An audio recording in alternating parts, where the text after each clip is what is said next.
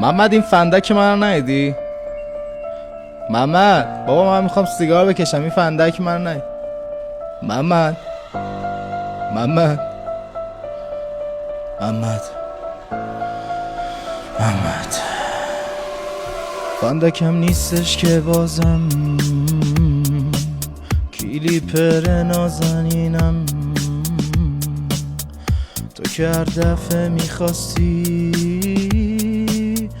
من برات آتیش میگیرم.